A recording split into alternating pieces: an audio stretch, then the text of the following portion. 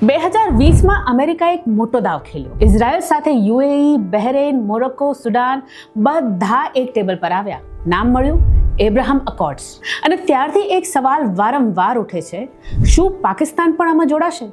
જવાબ છે કદાચ નહીં, અને એના કારણો બહુ ઊંડા છે. એબ્રાહમ અકોર્ડ્સ એ મૂળભૂત રીતે એક નોર્મલાઇઝેશન ડીલ છે, એટલે કે અરબ દેશોએ ઇઝરાયલને ફોર્મલી રેકગ્નાઇઝ કરવું. દાયકાઓની દુશ્મની, પેલેસ્ટીનનો મુદ્દો બધું એક બાજુ મૂકી આ દેશો ટ્રેડ, ડિફેન્સ અને ડિપ્લોમસીનો રસ્તો ખોલ્યો. અમેરિકાને આશા છે કે આ ચેઇન આગળ વધશે, સાઉદી અરેબિયા સુધી પહોંચશે અને પછી પાકિસ્તાન સુધી. પણ પાકિસ્તાનની વાર્તા અહીંથી શરૂ નથી થતી, એ દાયકાઓ જૂની છે. પાકિસ્તાન ઇસ્લામના આધારે બન્યું હતું અને એટલે પોતાને અરબ દેશો કરતાં પણ વધુ ઇસ્લામિક સાબિત કરવા એ દેશોમાં પોતાની સ્વીકૃતિ મેળવવાના ચક્કરમાં ઇઝરાયલ વિરુદ્ધની જે પબ્લિક પોસ્ચરિંગ કરી એણે પાકિસ્તાનીઓની સોચ અને સમજ ઘડી છે. આ માત્ર સરકારી નિવેદનો નહોતા, આ શાળાઓમાં પાઠ્યપુસ્તકોમાં ઉતર્યું, મસ્જિદોના ખુતબાઓમાં ગુંજ્યું અને પેઢી દર પેઢી એ એક ઓળખ બની ગઈ.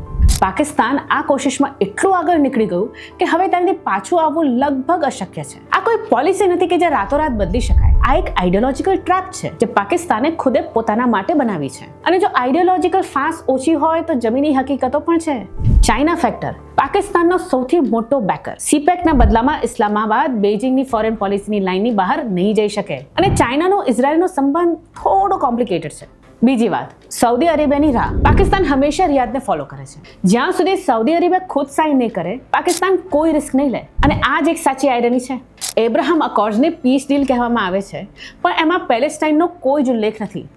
આ ડીલ એ દેશોની વચ્ચે છે જેમને પોતાની ઇકોનોમી જોઈતી હતી, જેમને અમેરિકન વેપન્સ જોઈતા હતા અને જેમને ઈરાનથી ડર હતો. પાકિસ્તાનને આમાંથી કંઈ નહીં મળે. એને મળશે ઘરેલું અસ્થિરતા, ચાઇનાની નારાજગી અને એક એવો ડિપ્લોમેટિક જુગાર જે અફોર્ડ કરી શકે એમ નથી. તો જ્યારે પણ તમને કોઈ કહે કે પાકિસ્તાન એબ્રાહમ અકોર્ડ્સ જોઈન કરી શકે છે, પૂછો કોના માટે? જીઓ પોલિટિક્સમાં દરેક સિગ્નેચરની એક કિંમત હોય છે અને પાકિસ્તાન પાસે એ કિંમત ચૂકવવાની ઓકાત નથી. આ હતો ધ પેમ્ફલેટનો નજરિયો. જો તમને આ દુનિયાને વધુ ઊંડાઈથી સમજવા માંગો છો તો સબસ્ક્રાઇબ કરો અને આગળની વિડીયો ચોક્કસ જોજો.